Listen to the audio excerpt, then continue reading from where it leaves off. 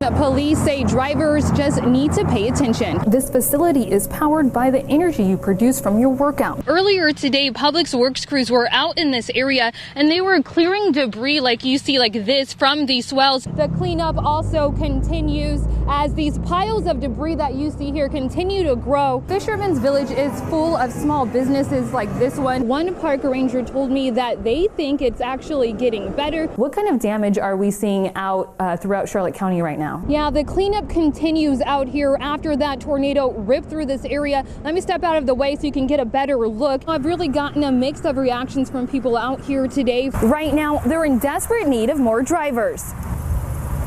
Volunteers can choose what days and times they're able to give rides. You can see there's water, it's covering the road, it's covering the sidewalk. Students were given a card with a picture and a name of a veteran that they needed to find on the wall. People are back walking along the beach, but we will continue to keep an eye on those conditions, and drivers say that's a long stretch of road to go without taking a break. From now on, the kids won't be able to play outside unless they're supervised. Yeah, it just started to rain again, but here on Sistina Street, this is really the worst flooding in all of Charlotte County. You can see there's water, it's covering the road, it's covering the sidewalks, and actually right here where I am, let's take a look.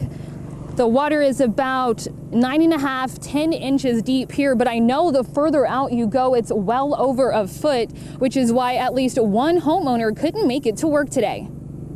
A Port Charlotte neighborhood underwater. And it's just been a nightmare, really. Sistina Street off Olean Boulevard flooded under more than a foot of water. Deborah Nickerson says she's trapped inside her home because she couldn't make it out of her driveway. I lost a day's work because of this. But the water didn't stop this mail carrier who waded through to make her deliveries. The neighborhood, no stranger to flooding. People say this happens every time they get a couple of days of consistent rain, but say more signs need to be posted to warn drivers to slow down. People are coming down and waking, and they think that if they go faster that they're going to get through, but then it wakes up on our house. This driver, not so lucky. They stalled out trying to make their way through the water. They had to call for a friend to come push them out. Neighbors say while it's flooded here in the past, they haven't seen anything quite like this before. It's been bad, but not this bad before. This is different than normal. And so if we keep getting rain and storms, it might get even worse. Not too far away off Loveland Boulevard, another residential road is flooded. People are able to make it in and out of their cars, but say kids walking to the bus stop get the worst of it. And they go to school and their shoes are wet, their socks are wet, and it's sad.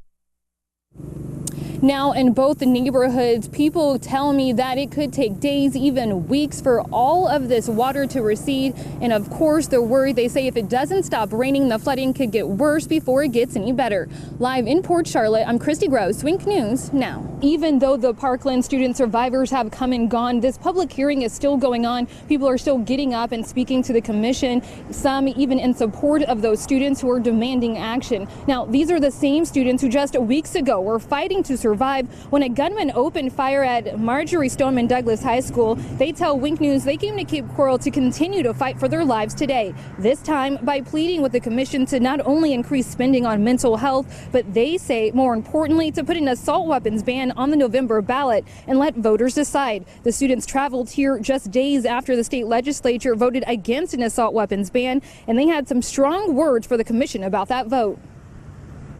I wasn't surprised by the most recent vote on the assault weapons ban. To fight for this cause. The students tell me in a lot of ways getting this assault weapons ban on the ballot is a test run. They feel if they can get it on the ballot and passed here in Florida, they will be successful at the federal level too. And they're hoping everyone will get out and vote. Live in Cape Coral, KRISTI Gross, Wink News Now. People tell me it's not uncommon to see wrong-way drivers on one-way roads. Signs like these ones are posted on nearly every block in the downtown area, but now people are saying more needs to be done to keep the community safe.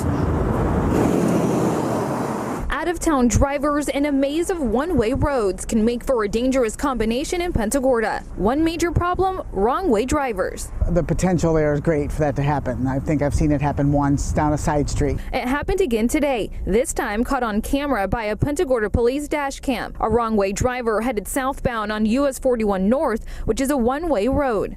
James Peterson and Holly Wolverton say they saw it happen as they were driving.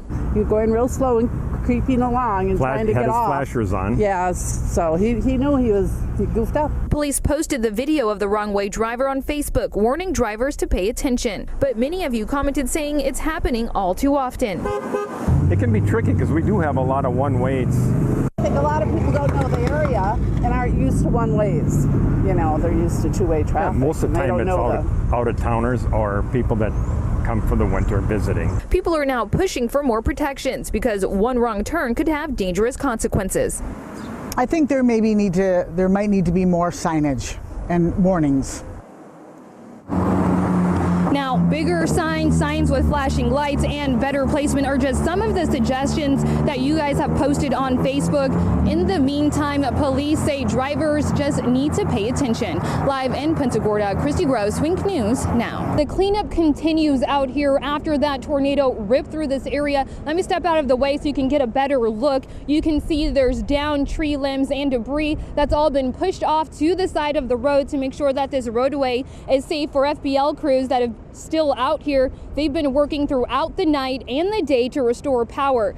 There are still 140 homes without power at this hour. Now, this area looked even worse this morning. There were trees and debris scattered everywhere. The National Weather Service confirmed it was an EF1 tornado that started as a water spout and then made landfall, damaging 24 properties here along Minnesota Key.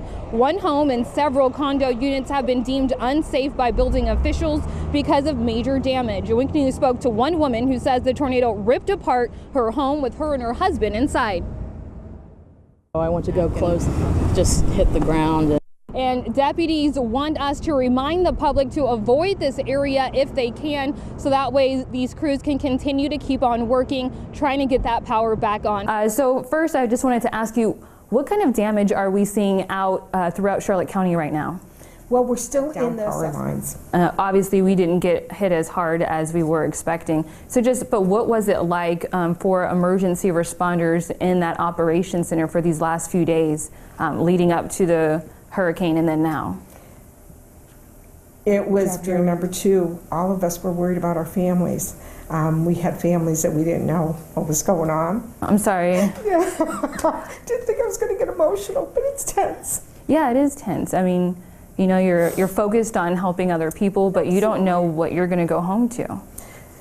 Some of us didn't have contact with our families.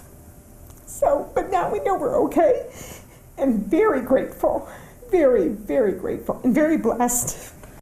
There's only one rule. One rule is that I'm walking the whole thing. Lubo Marskal walked away from a life in corporate America years ago, and last year he hitchhiked from Vietnam to the Czech Republic. I just discovered, a simple lifestyle that I fell in love with. With nothing more than what he can carry on his back, Lubo is pounding the pavement once again, a 7-month mission to hike from Key Biscayne to the San Francisco Bay Area. Walking kind of slows the pace of life for me. I'm more present in that moment. Just try to really just pay attention to what I'm doing.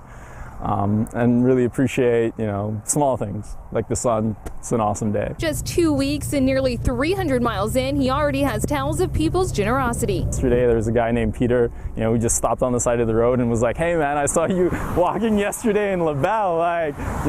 Can I take you out to breakfast or something like that?" And this happens more often than not. After being dropped off in the same spot, Lubo continued on. People give me watermelons on the side of the road, buy me breakfast, food, water, whatever I need, and it's super kind, and I don't know, it's just beautiful. Lubo wants people to know that kindness can be found across all walks of life. I knew it, crossed borders because I went across Russia, China, Mongolia, Eastern Europe, and all the way. That kindness, and it crosses everything. I mean, it doesn't matter what race you are or religion, it crosses everything. In Charlotte County, KRISTI Gross, Wink News Now.